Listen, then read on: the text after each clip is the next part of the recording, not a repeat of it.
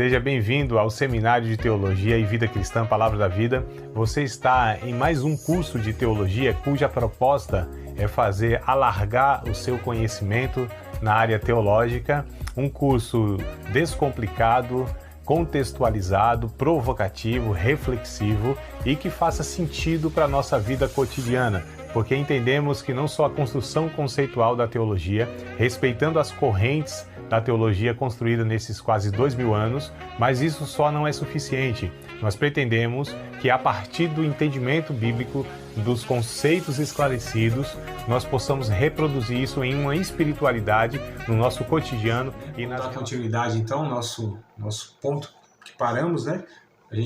Nós falamos sobre a natureza de Cristo, né? Falei um pouco intercalado, né, a natureza humana, a divina, mas a gente vai dar continuidade, mais ênfase na divina, né? Mas, irmã Valda, pode fazer, amada, então, a pergunta aí, ou o comentário, não sei, a gente aproveita agora. Assim, na aula da semana passada, você comentou lá de João 16:8, né, que o Espírito Santo iria convencer do pecado, da justiça e do juízo. Aí você explicou, né, do pecado, da incredulidade. Eu queria saber da justiça e do juízo. Como que é? Tá, vamos lá então, vamos para o texto, né? O texto, ele é quase autoexplicativo, né? Jesus mesmo, ele fala dos três, né, que o Espírito Santo convenceria desses três pontos, né, específicos, ou seja, do pecado, da justiça e do juízo. E aí, na sequência, ele já fala, né? Capítulo 16, verso 8, vamos retomar então. A Maíra está chegando também. Bora lá, Maíra, que coisa boa. Já chegou em casa, tá tudo certo? Paz, amada. Boa noite. Vamos lá, chegou bem na horinha do início, do começo da leitura bíblica, viu? Então, João capítulo 16, a partir do verso 8. A gente vai retomar essa leitura, né? Porque a irmã Valda perguntou ou pediu para que pudesse dar um pouquinho mais de esclarecimento a respeito aí do texto que nós lemos, né? Então, João capítulo 16, verso 8, 9, 10 e 11, a gente vai lê-lo, tá bom? E quando ele vier, ou seja, o Espírito Santo, né, convencerá o mundo do pecado, da justiça e do juízo. Então Jesus, ele fala que a ação do Espírito Santo sobre a vida das pessoas seria principalmente, não só, principalmente nesses três pontos: do pecado, da justiça e do juízo. E aí, logo em seguida, ele explica, verso 9, do pecado, porque não crê em mim. Então, vamos aproveitar aqui que Silvânia está chegando também. Bora lá, amada. Bora nós. Vamos lá. Paz, minha irmã. Já abra a Bíblia aí no capítulo 16, tá? De João. Evangelho segundo João, capítulo 16. Nós estamos no verso de número 9. Tá? Então, Jesus, ele fala que o Espírito convenceria do pecado, da justiça e do juízo. E o verso 9 ele fala, do pecado porque não creem em mim. Então, qual é o pecado específico que Jesus aqui está mencionando? Não que o Espírito Santo não convença nós de todos os outros pecados, tá? Não é isso. É o Espírito Santo que faz isso. Né? Nós não temos essa condição, né, por nós mesmos, de reconhecer os nossos pecados no sentido espiritual, né? Aquela questão mais profunda. As pessoas reconhecem seus erros, seus pecados, até nesse sentido, né? Errei, reconheço que não fiz o que era certo e tal, mas isso não é a partir de um convencimento do Espírito Santo em uma natureza regenerada, levando a pessoa ao arrependimento. Não é nesse aspecto, tá? Porque muitas pessoas, cristãs ou não, elas reconhecem suas falhas, seus erros, né? Pedem desculpa, perdão e tal, né? Em relacionamentos e tudo mais. Mas o que Jesus está mencionando aqui é um pecado específico, que esse pecado é o que gera todos os outros pecados. Nós chamamos na teologia esse pecado de pecado máter, né? Pecado mãe, é o pecado que gera todos os outros. E que pecado é esse? Jesus diz, o pecado da incredulidade, não creem em mim. Então, não crer que Jesus é o Cristo, é o Filho de Deus, é o Salvador, é o Senhor, esse é o pecado que de fato vai fazer a divisão, é o divisor de águas na vida das pessoas. Porque quando cremos em Cristo, nesse sentido, porque tem pessoas que falam, eu creio em Cristo, eu tenho Jesus no meu coração, eu acredito que Cristo foi um personagem real na história. Não é esse crer dessa forma, né? Não é um assentimento mental, não é uma questão de uma crença histórica ou intelectual, tá? É o crer no sentido de que ele de fato assumiu o meu lugar, que eu sou pecador e ele é meu salvador, né? É essa fé que leva à salvação, é a fé salvífica, tá? Então é o crer no sentido que eu me rendo a essa obra salvadora, né? Eu me rendo aos pés da cruz. Então Jesus disse, o pecado específico é não crer em mim, então é o pecado da incredulidade, que é o que gera todos os outros. Este pecado da incredulidade em relação a Cristo é que levará as pessoas à condenação eterna. O crer em Cristo, né, como Salvador, é o que livrará as pessoas da condenação eterna. Então percebam, esse pecado é o que vai fazer toda a diferença na vida das pessoas. E aí ele continua no verso 10. Da justiça, porque vou para o meu Pai e não viverei mais. Olha só, por que da justiça? Porque Jesus ele foi crucificado como um injusto, né? Como um malfeitor, um pecador, alguém que estava merecendo, aos olhos dos romanos, aos olhos dos judeus, né? Jesus estava de fato ali recebendo uma punição merecida aos olhos das pessoas. Ele foi crucificado, né, nessa perspectiva. Só que o Espírito Santo viria para convencer que Jesus era inocente, foi inocente, não mereceu aquela condenação, não merecia condenação nenhuma. Um homem puro, santo, perfeito, inocente, né? Então da justiça, porque ele iria para o seu Pai e ele não viria para se defender. É o Espírito Santo que faz isso, né? Convence que Jesus é o Santo de Deus. E aí o verso 11, convencerá do juízo, porque já o príncipe deste mundo está julgado. Ou seja, também a ação do Espírito Santo na vida do pecador é levá-lo à consciência, entendimento, à revelação que o império de Satanás, que o império do mal, que o próprio Satanás, ele já foi julgado na cruz do Calvário. E ele não tem mais poder sobre a pessoa que crê em Cristo, que acredita, aliás, que crê que ele é Salvador, né? Portanto, não tem esse pecado mais sobre sua vida, de crucificar o Filho de Deus. Ele, o Espírito Santo, é aquele que também já foi, que convence o homem da justiça, que Jesus é o inocente, ele também é justificado por causa disso, e ele também, o Espírito Santo, é quem convence o salvo que Satanás não tem poder mais sobre ele, porque agora ele é propriedade de Cristo Jesus, é propriedade de Deus, é selado pelo Espírito Santo, ou seja, é propriedade exclusiva de Deus e Satanás já não tem mais autoridade, poder, legitimidade sobre a vida do salvo, né? Então, é nessa perspectiva. É claro que tudo isso que eu estou falando são textos, né, do resto do Novo Testamento que vão abordando essas verdades, entre outras mais. Mas, como Jesus diz aqui, abrange isso aqui e mais coisas ainda, né? Ficou claro? Algum ponto que... Tá tudo tranquilo, então? Entendi. Ah, então ótimo. Tranquilo. Então, vamos lá. Podemos seguir avante? Para o alto e avante? Nós paramos então, né, nesse ponto sobre a divindade de Cristo. Pelo que eu me recordo, nós lemos o Colossenses, capítulo número 1, verso 15 e 16, ou não? Nas anotações de vocês aí, as irmãs que... Lemos esse texto de Colossenses? Lembro. Capítulo 1, né, verso 15 e 16. Lá Paulo está falando, está mostrando a verdade da divindade de Cristo, né? Que em Cristo foram criadas todas as coisas. Tudo foi criado por Cristo, ou seja, ele é criador, ele não é criatura. Então Paulo aborda Jesus aqui como o homem divino, melhor, como Cristo e sua divindade, né? Cristo, Deus. Então ele vai falar isso tanto no capítulo 1, verso 15 ao 18, quanto no capítulo 2, de Colossenses também, verso 9, né, que ele vai dizer: em Cristo habita corporalmente toda a plenitude da divindade. Ou seja, o que ele está abordando é: Cristo é Deus, Jesus é Deus. Tá? A carta aos Colossenses tem esse tema, que é a divindade de Cristo. Ele é o cabeça da igreja, ele é Deus. Esse é o tema da carta de Paulo aos Colossenses. Tá? Toda a carta gira em torno desse tema aí. Aí Hebreus capítulo 1, verso 1, né? Também lemos, verso 1 e 2. Se não lemos, as irmãs me falam, tá? Eu estou puxando na memória aqui, né? Como eu comecei então a leitura aqui, eu penso que eu fui até esse ponto, né? Então Hebreus capítulo 1, verso 1 e 2, o autor dos Hebreus diz que havendo Deus antigamente falado de muitas maneiras aos pais pelos profetas, nesses últimos dias tem nos falado pelo Filho.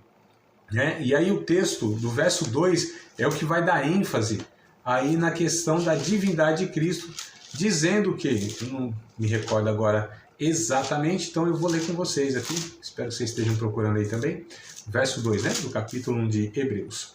Aí diz assim, ó, esse verso 2 enfatiza: a quem constituiu herdeiro de tudo, por quem fez também o mundo. Então olha só o que o texto vai dizer. Por meio de Jesus, o mundo foi feito, foi criado. Tá vendo só como a ênfase aqui, ó, e é outro autor, né? Aliás, a gente não sabe, pode até ter sido Paulo, mas possivelmente não é. Pelo menos a opinião aí da grande maioria dos teólogos, né? Eu estou falando da carta aos Hebreus. Então, ó, Colossenses lá, Paulo falando e afirmando, ele é Deus, como Pedro também afirmou, né, que ele era Deus, lá em Mateus, enfim. Outros autores, eles vão reconhecendo a divindade de Cristo. E o autor dos Hebreus aqui também diz que por ele, por meio de Jesus, o mundo foi criado. Olha o verso 3. O qual, sendo o resplendor da sua glória, a expressão máxima, né? A expressa imagem da sua pessoa, sustentando todas as coisas pela palavra do seu poder, havendo feito por si mesmo a purificação dos nossos pecados, assentou-se à destra da majestade nas alturas. Então esse texto de Hebreus também confirma, ratifica a divindade de Cristo.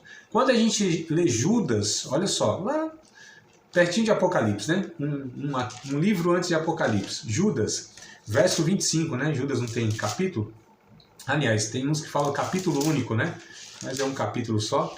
Verso 25, que é o último versículo da carta, tá bom? Ó, outro autor, né? No caso aqui, Judas. Esse Judas aqui é o meio-irmão de Jesus, tá? Não tem nada a ver com Judas Iscariotes e nem com outro Judas, o Tadeu, né? Também apelidado de Lebeu. Então na Bíblia a gente tem os homônimos, né? Tem vários nomes, tem nomes iguais, mas são pessoas diferentes, tá? Então esse Judas aqui é o meio-irmão de Jesus. Por que a gente chama de meio-irmão de Jesus? Porque Jesus não teve pai, né? Eles têm em comum a mãe, que é a Maria. Então, o Judas, o Tiago que escreve a carta, Tiago também, né? Aí você tem Jesus, se não me falha a memória, tem 4 irmãos homens e no mínimo 2 irmãs mulheres. Vocês sabem dessa informação ou não? Não, lá, então vamos ver lá, antes que... Tá, vamos abrir um parênteses aqui então, né? Fazer uma pausazinha aqui, senão a gente mistura, faz a saladinha. Mas já que eu citei aqui, é uma curiosidade bíblica, né? Então vamos lá em Marcos, Evangelho segundo escreveu Marcos, deixa eu ver, eu acho que é o capítulo 6, verso 3, se não me falha a memória, né? Capítulo 3, versículo 3, é isso mesmo, Marcos 6, versículo 3, aqui vai falar sobre os irmãos de Jesus, né? Ou seja, por parte de mãe, já que Jesus não teve pai biológico, né? Ele foi gerado pelo Espírito Santo, olha só. Então Jesus, como eu disse, ele na aula anterior, ele não é descendência de Adão, ou seja, ele não traz em si o gene de Adão, né? A natureza pecaminosa. Todos os seres humanos, eles herdam a natureza pecaminosa porque são natureza de Adão. Jesus, embora fosse 100% homem, ser humano, 100% ser humano, mas ele não vem da natureza de Adão. Ele não nasceu por conta do sêmen, do esperma, né, de um homem. Foi o Espírito Santo que o gerou. Então olha só, aqui também a gente percebe essa grande diferença a respeito de Jesus e o resto da humanidade. Então, capítulo 6 de Marcos, verso 3, diz assim: não é este o carpinteiro, filho de Maria, e irmão de Tiago, e de José, e Judas, e Simão? E não estão aqui conosco suas irmãs, quer dizer, se diz suas, no mínimo eram duas, né? Então, no mínimo eram duas, de repente poderia até ser mais, mas no mínimo a gente garante aqui, ó, duas irmãs, né? Jesus teve, e 4 irmãos, e os nomes deles estão aqui, ó. Tiago, né, que é quem escreve a carta, não é, Jesus tem 2 discípulos chamados Tiago, tá? 2 apóstolos chamados Tiago. O menor, né? E o filho de Alfeu e o filho de... É porque assim, você tem Pedro e Tiago, né? Desculpa, Pedro e André como irmãos. Aí você tem João e Tiago como irmãos. Esse Tiago é diferente de outro Tiago que também é discípulo de Cristo. Jesus, nos 12 apóstolos, tem 2 apóstolos chamados de Tiago. Um é chamado de maior e outro de menor, possivelmente porque era mais novo. Tá? Aí a gente lê lá, por exemplo, Atos dos Apóstolos, capítulo 12, Tiago é morto, né? Aí Pedro é preso para morrer no outro dia também. Esse Tiago que é morto é um dos apóstolos de Cristo. Não é quem escreve a carta, tá? Quem escreve a carta é o irmão de Jesus. Os irmãos de Jesus só se convertem depois da sua morte e ressurreição. Eles eram incrédulos. Até então eles não... A Bíblia diz isso, né? Aqui os evangelhos dizem isso, que os seus irmãos não criam nele. Também a gente pode aí dar um desconto para eles, né, amadas? Imagina só. Eu não sei se tem irmãs, irmãos, não. Não sei se vocês têm. Tem, né? Então, imagina só, assim, tipo, você conviveu 30 anos, assim, com seu irmão. Aí, numa bela manhã, ele acorda e diz assim, rapaziada, minhas manas, eu sou Deus, viu? Imagina, você, não, tá doido, eu conheço você saiu do mesmo barriga ali da mamãe, da manhinha, e conheço você há 30 anos, que conversa é essa que agora você está falando que é Deus? Então, assim, a gente tem que dar um desconto para esses irmãos aqui, né? Que do nada, assim, Jesus declara abertamente, eu sou Deus. Brincadeiras à parte, né, amadas? Então, assim, tem o Tiago, o José, ó, mesmo nome do seu pai, né?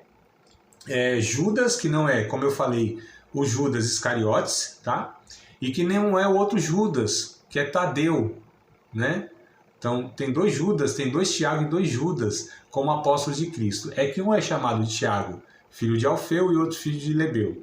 E o Judas não é chamado de Judas mesmo, o de Iscariotes, a cidade de Cariotes, e o outro é chamado de Tadeu, né? Mas também os primeiros nomes são iguais. Enfim, não sei se confundiu mais do que expliquei, é muito nome. E tem o Simão, que não é o Simão Pedro, tá certo? Olha só, mas como tem um monte de nome, se a gente não vê direitinho, é que agora não é o caso, né? Senão eu ia pegar os nomes de cada um, os textos lá onde aparece e fazer essa diferenciação, né? Para vocês. Mas se não ficou confuso, eu sigo adiante aqui e a gente volta lá em Judas.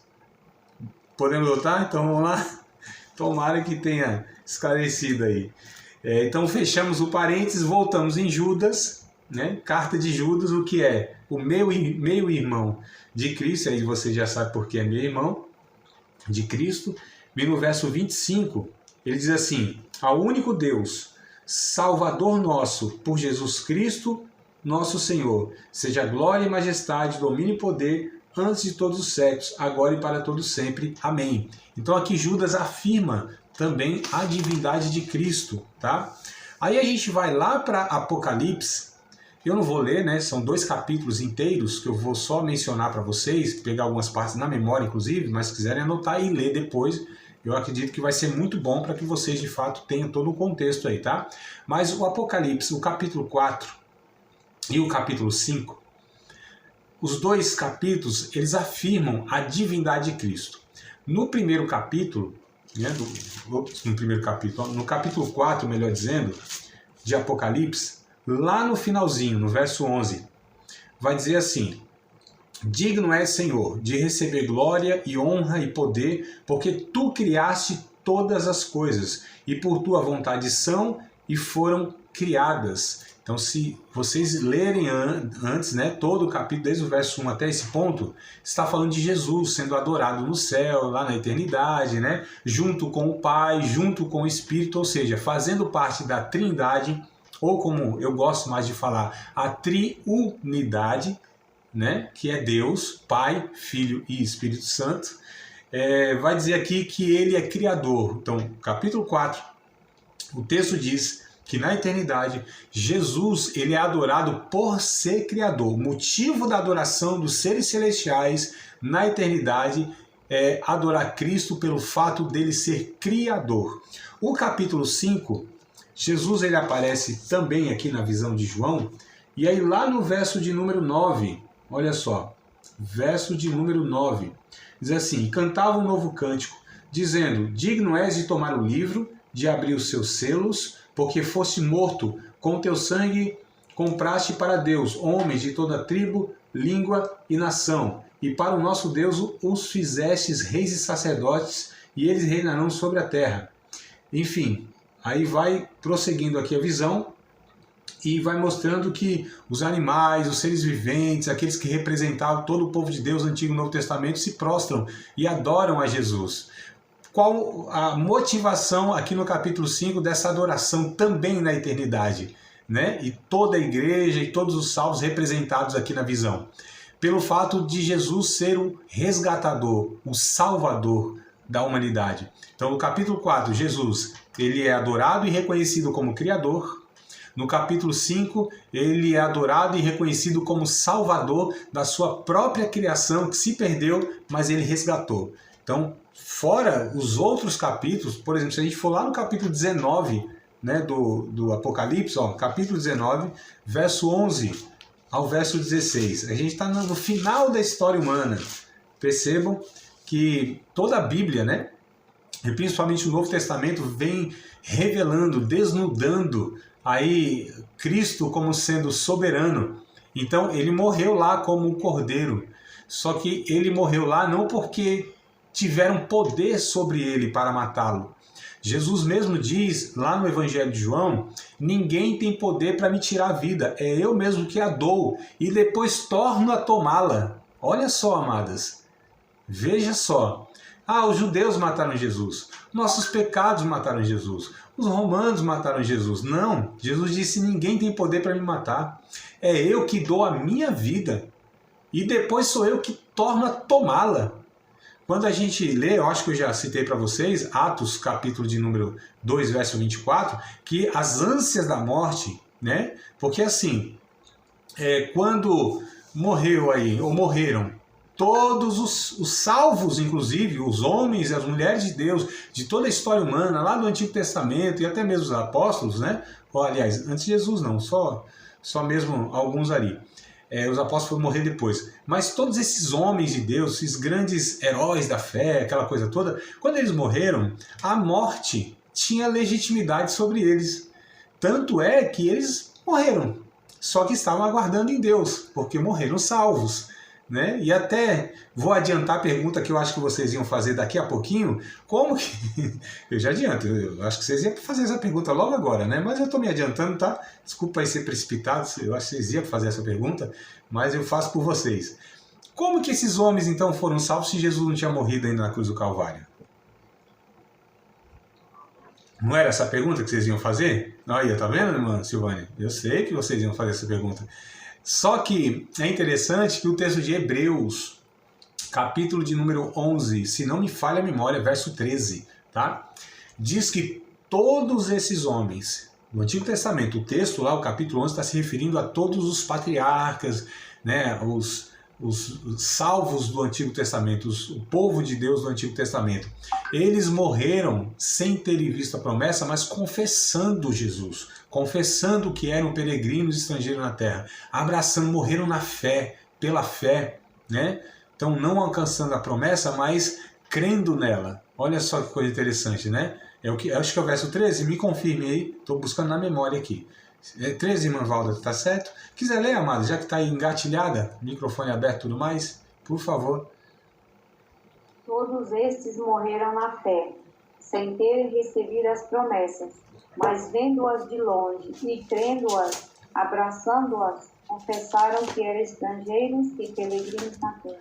Então, veja só, esse texto, né, ele vai falar sobre essa realidade que os antigos, eles de fato morreram nessa perspectiva de que o Messias viria, de que a semente da mulher esmagaria a cabeça da serpente, desde Gênesis capítulo de número 3, versículo número 15.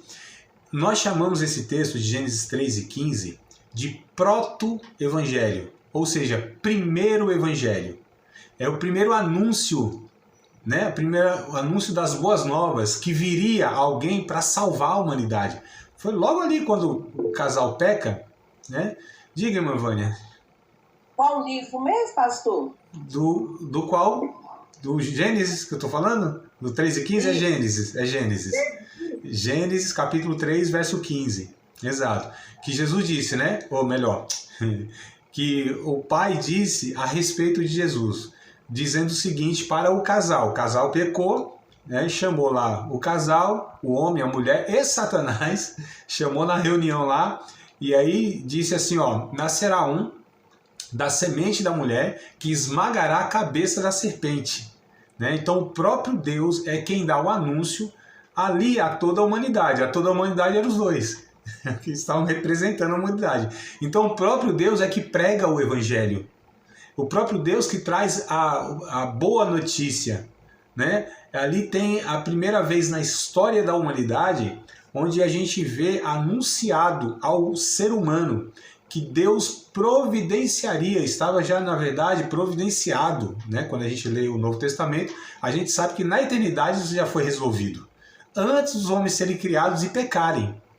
Né? Daqui a pouco eu chego lá, tá? Que eu estou fazendo a salada, deixa eu ver se eu não misturo muito, que eu quero ligar os pontos aqui. Mas em Gênesis, capítulo 3, verso 15, é o primeiro anúncio da boca do próprio Deus, que Jesus viria para salvar a humanidade e para derrotar esse império, né? Esse veneno que a cobra, que no caso Satanás, ali representado pela serpente, inoculou no homem, né? Figuradamente falando aqui, tá? E aí o próprio Deus já fala, vai nascer um, vai esmagar a cabeça da serpente. Então desde lá, o povo de Deus ali esperava, né? Quem seria? Aí quando o Caim mata o Abel, porque um deles, na perspectiva do casal, seria já esse que viria para derrotar Satanás, para salvá-los, né? Mas não é, porque o Caim não é homem maligno, matou o irmão Abel, que era até bonzinho, relativamente, mas morreu, então não eram nem os dois. Aí nasce Sete, o terceiro também não foi. Então sempre houve essa expectativa quando nascia qualquer menino. É por isso que as mulheres do Antigo Testamento, quando eram estéreis, elas eram consideradas amaldiçoadas por Deus, porque era a mulher que traria a esperança da salvação por gerar um filho homem.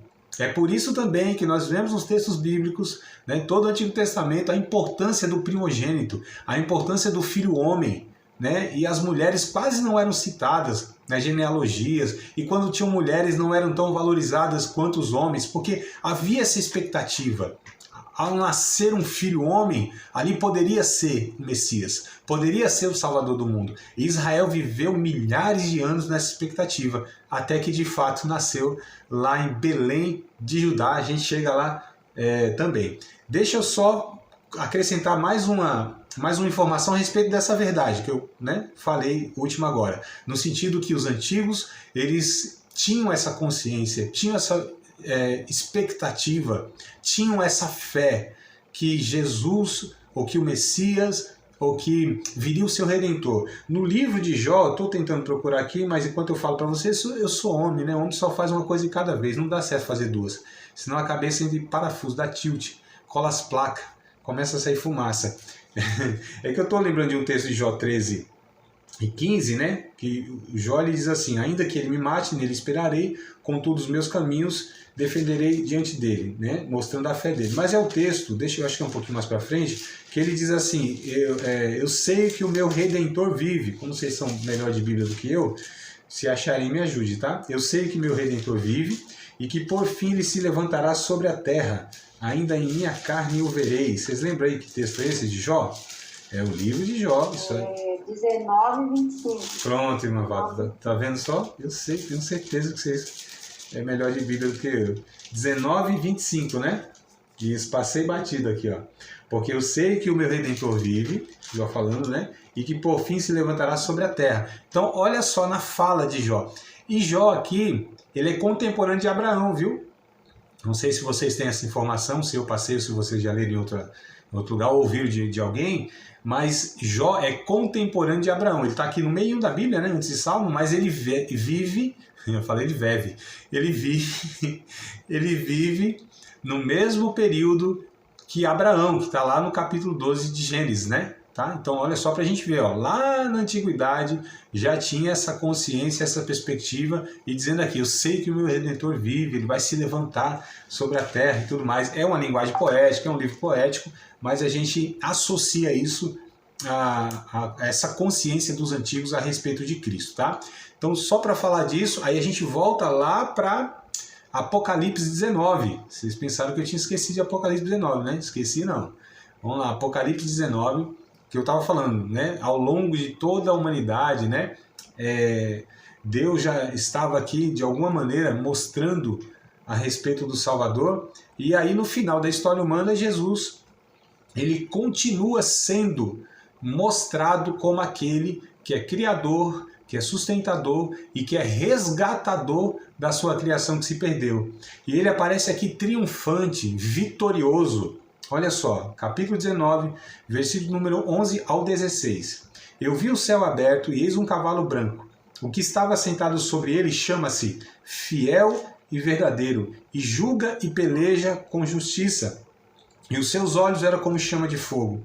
E sobre a sua cabeça havia muitos diademas, arcos, né? Isso aqui representa as coroas, isso aqui representa as batalhas, todas elas que Jesus ganhou, foi vitorioso desde sempre. Jesus nunca perdeu uma batalha sequer. É bem interessante aqui essas figuras, né, que Apocalipse usa. Tinha um nome escrito que ninguém sabia, senão ele mesmo. Ele é inominável. Ninguém dá nome a Jesus. Quando perguntaram lá, o Moisés perguntou para Deus, qual é o teu nome? Deus disse, não tem como. Não tem como ninguém me dar nome.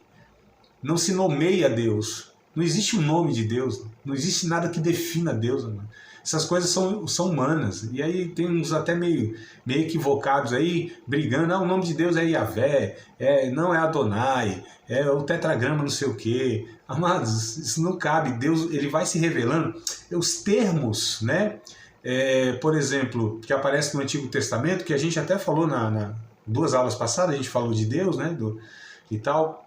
Os seus nomes revelam, né?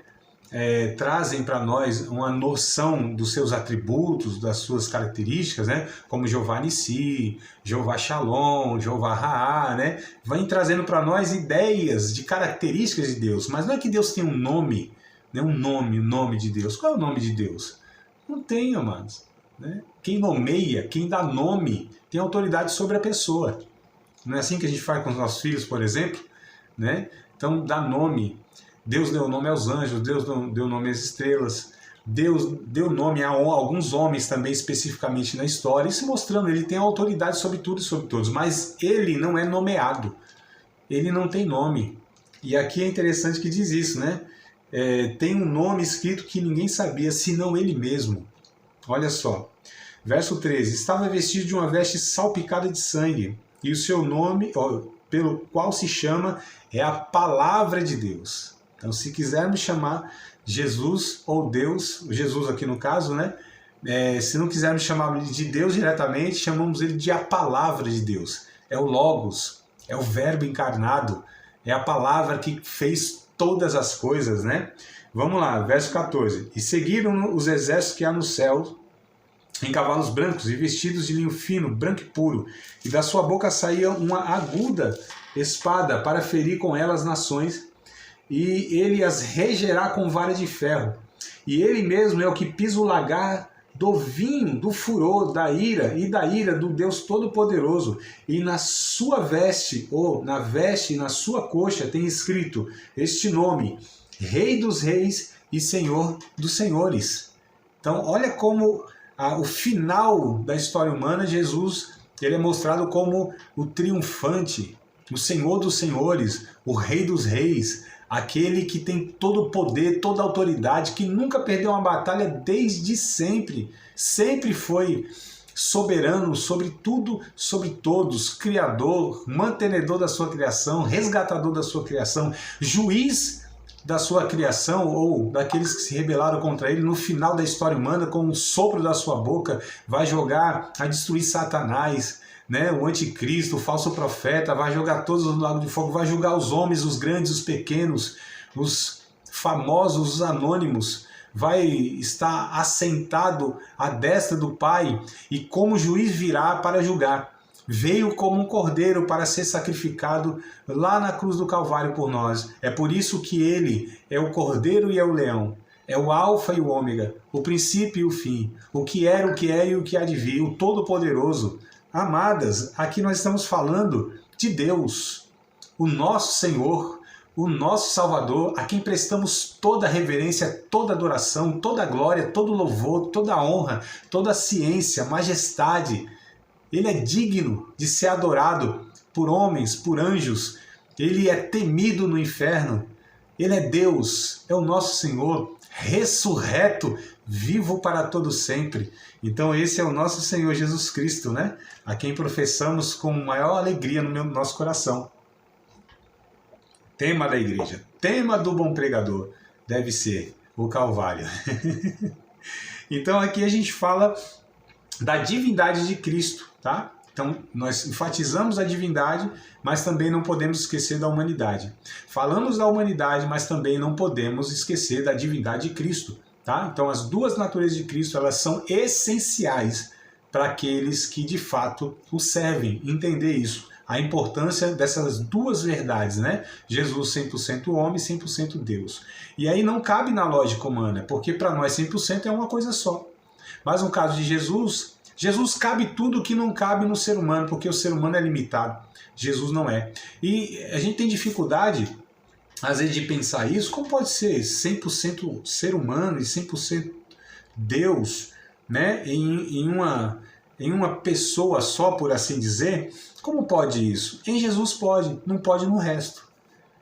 E a gente não tem ninguém que seja semelhante para a gente comparar. Por isso que para a gente, Jesus, ele não tem ninguém que se compare a Jesus. Jesus é incomparável, ele é o parâmetro para todas as coisas, não tem nenhum parâmetro para ele. Ele que é a referência de Deus e a referência de ser humano, né? Então a gente precisa entender essas duas verdades bíblicas que caminham juntas. A gente não pode desconsiderar uma e nem a outra. A humanidade de Jesus também é fundamental para nós. Tanto reconhecê-lo como Deus, isso que faz toda a diferença, nós falamos, né? O próprio Jesus disse no capítulo 17 de João, verso 2 e 3, vai dizer que a vida eterna é essa, que crê em ti só, o Deus único e verdadeiro, e a Jesus Cristo, a quem enviaste. Então a vida eterna depende de reconhecer que Jesus é Deus. Tá? Isso é fundamental. Toda a diferença. O que faz diferença de nós cristãos para todos aqueles que participam de outras tantas religiões é que nós reconhecemos e professamos que Jesus é Deus. Ele não é um guru, um sábio, um mestre, um personagem histórico. Ele pode ser até tudo isso junto. Mas muito mais do que isso, e o que faz toda a diferença, é confessá-lo como Deus. É recebê-lo como Deus. É adorá-lo como Deus. É pregar que em Cristo e só, unicamente em Cristo, a salvação. O Evangelho, ele inclui pessoas, mas ele é exclusivo. O Evangelho é includente, né? Ele inclui pessoas. Ele só não é inclusivo nessas ideologias que nós estamos hoje ouvindo. Da inclusão, do amor. O amor não aceita tudo, né? O amor, ele, se aceitasse tudo, seria omisso. Isso quem disse foi um pregador chamado Paul Washer, pregador aí bem conhecido, né, mundialmente falando, e atual hoje nos Estados Unidos, na verdade, Inglaterra e Estados Unidos, agora me confundi. Mas enfim, ele aborda isso, né? O amor, ele acolhe tudo, mas não aceita tudo, porque se aceitasse tudo seria omisso. Agora o Evangelho, ele é includente, ele acolhe, só que ele é exclusivo. Então salvação só há em Cristo. Nós confessamos isso, defendemos isso. né? Jesus disse, eu sou o caminho, a verdade e a vida. Ele não disse, eu sou um caminho, nenhuma verdade, nenhuma vida, porque aí seria mais uma possibilidade de ter outras. Mas é artigo definido, a e um, né? Ou melhor, a e o, a verdade, o caminho e a vida. Então Jesus, não há salvação fora de Cristo. É impossível haver isso. 1 João, primeira carta de João, capítulo 4, verso 1, 2 e 3, também para a gente encerrar sobre esse ponto, né, da humanidade de Cristo, tá? Falei da divindade, agora vou dar mais uma pincelada na humanidade. Primeira carta de João, capítulo 4, verso 1, 2 e 3. Diz assim, ó: Amados, não creiais em todo espírito, mas provai se os espíritos são de Deus, porque já muitos falsos profetas se têm levantado no mundo. Nisto conhecereis o Espírito de Deus. Todo espírito que confessa que Jesus veio em carne é de Deus. Todo espírito que não confessa que Jesus Cristo veio em carne não é de Deus, mas este é o espírito do anticristo, do qual já ouvistes que há de vir, e eis que está no mundo. Olha só. Então, quem não confessa, quem não afirma que Jesus ele foi 100% homem, veio como homem, o João aqui estava combatendo um grupo na sua época, que ainda existe hoje também, chamado de agnósticos. Esses agnósticos, eles não acreditavam que na carne, né, o ser humano não tinha nada de bom. Então Jesus não poderia ter vindo como um ser humano de fato. Jesus veio como um espírito, segundo a opinião desse grupo chamado de agnósticos. Eles faziam a separação, né?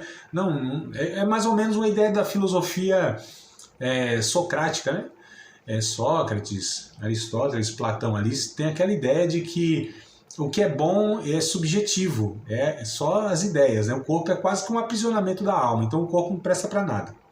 É na carne, né, que diz. E alguns cristãos, eles têm esse equívoco também. Tá? A gente fala, o corpo não presta para nada. Né? Não, a Bíblia não ensina isso. A Bíblia ensina que esse corpo aqui, ele é o templo do Espírito Santo. Nós fomos comprados por Cristo, corpo, alma e espírito. Tanto é que Paulo, por exemplo, lá em 1 Coríntios, capítulo 3, versos 16 ao 18, capítulo 6 também, né, por ali, versos 18 e 20, 18, 19 e 20, vai dizer que nós somos templo do Espírito Santo. E a gente não pode destruir o templo do Espírito Santo, né, que somos nós, porque nós fomos comprados por bom preço, ou seja, fomos comprados no nosso corpo também, toda a nossa integralidade. Tá? Nós somos integral. Então essa ideia não é nem da teologia, é da filosofia que grande parte da igreja abraçou. Esse corpo não presta para nada. Claro que presta. Ele foi também comprado pelo sangue de Cristo. Nossa alma, nosso espírito e o nosso corpo foi comprado. É por isso que nós devemos nos alimentar bem, dormir bem, fazer exercícios, tá certo?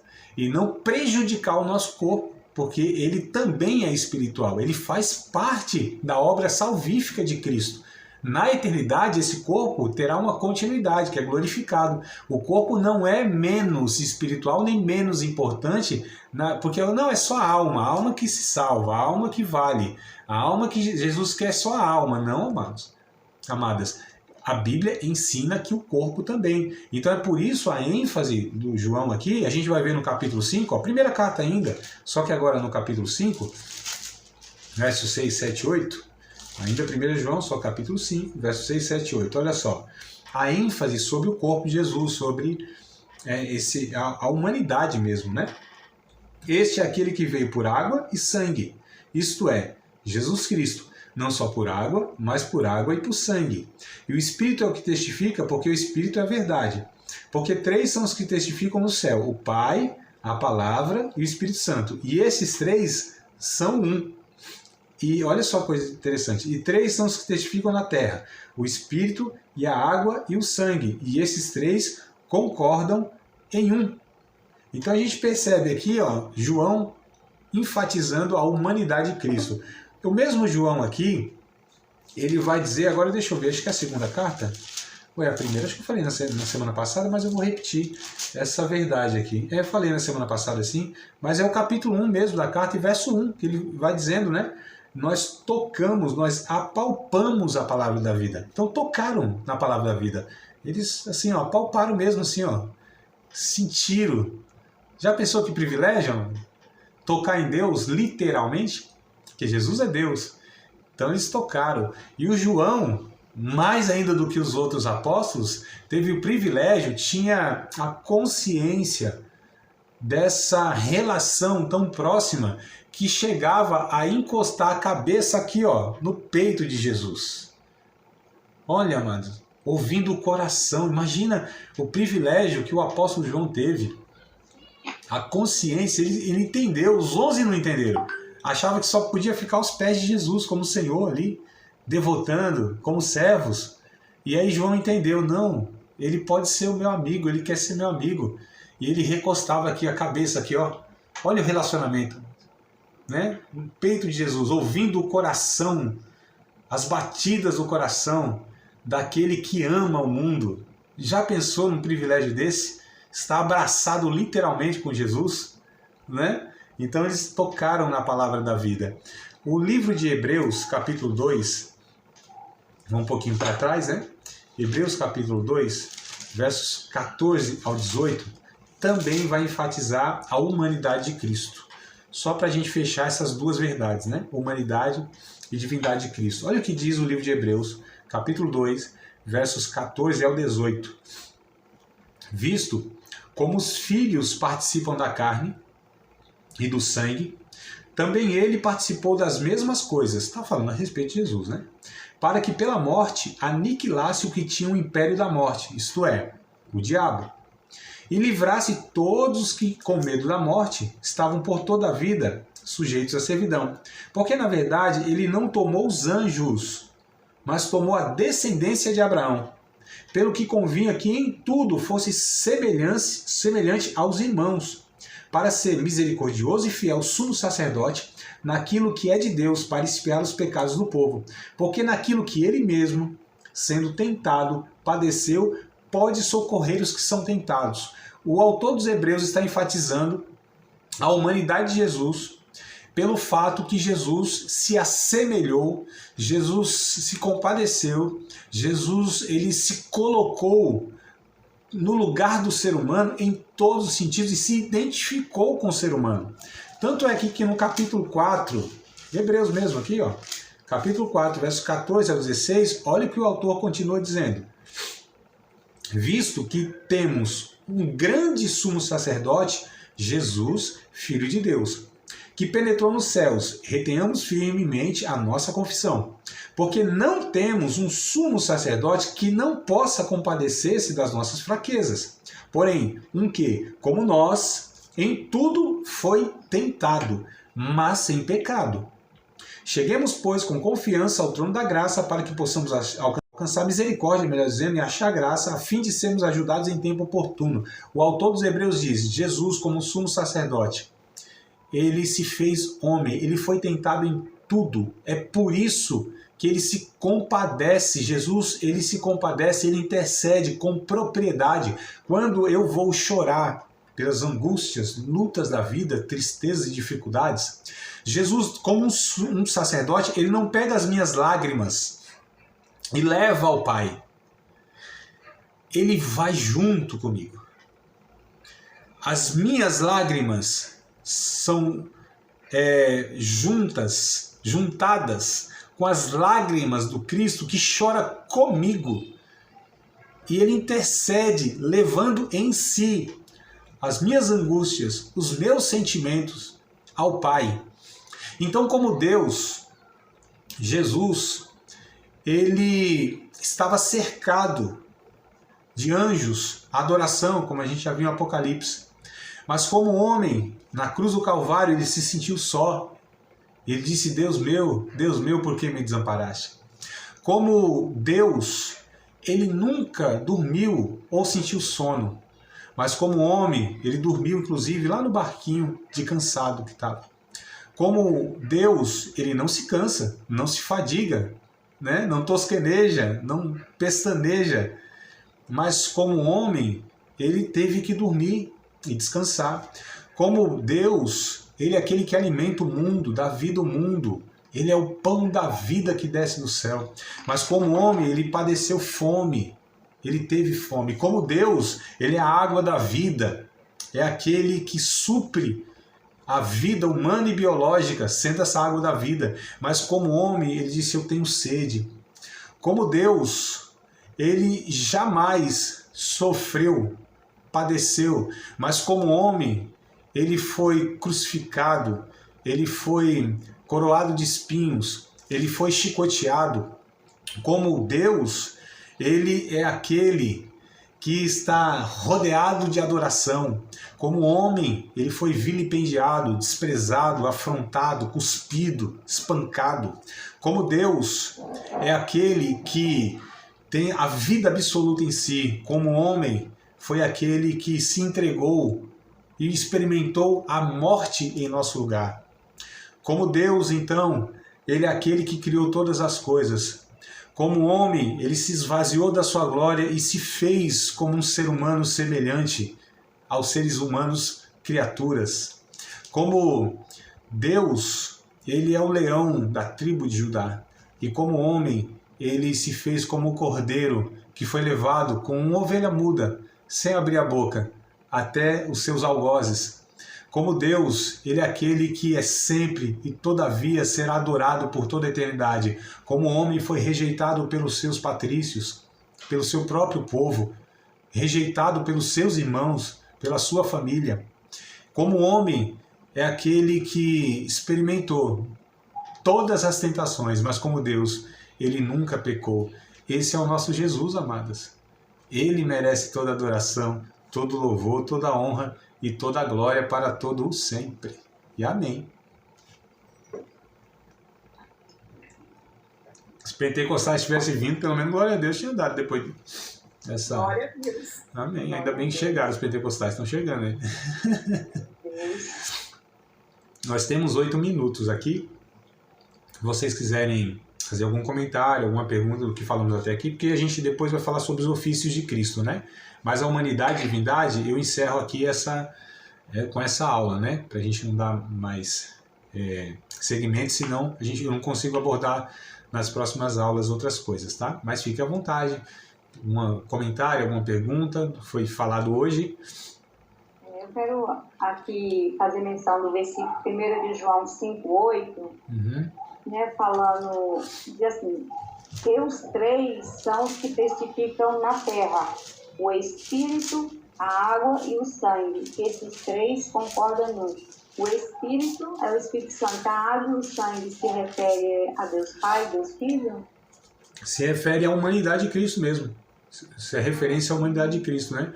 O Espírito testifica na humanidade de Cristo, né? Água e sangue aqui. Alguns pensam que pode, quando diz assim no verso 6, por exemplo, né? Diz que ele veio por água e veio por sangue. Alguns pensam que ele veio por água no sentido de que ele passou pelo batismo, que o batismo não é cristão, né? Não é uma criação cristã. Os judeus já tinham o tal do batismo, tanto é que João, o Batista, estava batizando lá aos montes. Mas outros pensam que ele veio por água nesse sentido, né? Por água e por sangue, porque são os dois elementos da vida, né? Sem água não há vida. O corpo humano ele é constituído de 75% de água, o corpo humano, a vida biológica, né? E o sangue também. O sangue, tanto é que o sangue representou a vida, né, em toda a história do Antigo Testamento e Novo Testamento também. Então, alguns pensam que essas palavras, esses termos, referem-se à humanidade de Cristo, né? Que são os dois elementos essenciais para a vida, água e sangue. No Antigo Testamento ainda tinha a gordura, né? Também representava, é por isso que no sacrifício era proibido comer a gordura. Então, representava, porque na vida biológica, água, sangue e gordura são essenciais, né? Na vida do corpo humano. Mas representa isso aí, na opinião de muitos.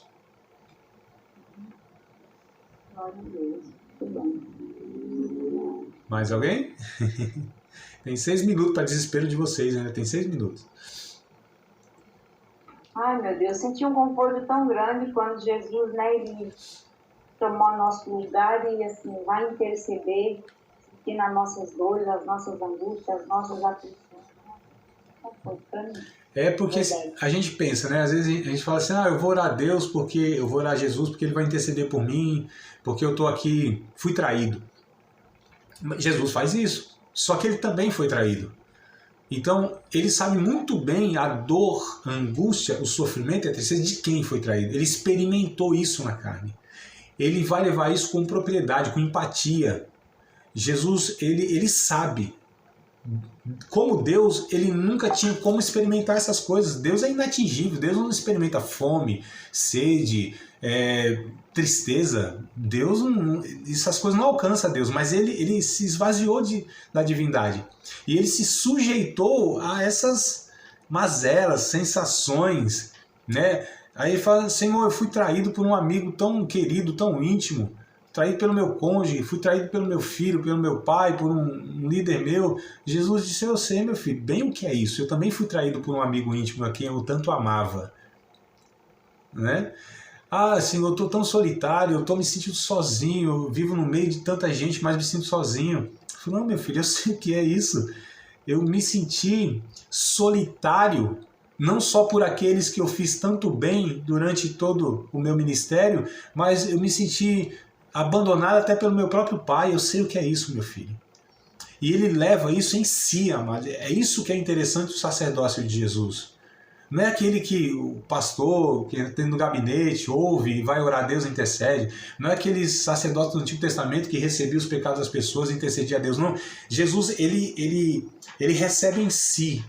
Ele se compadece porque ele sabe qual é a dor que nós temos. Ele sabe literalmente como ser humano.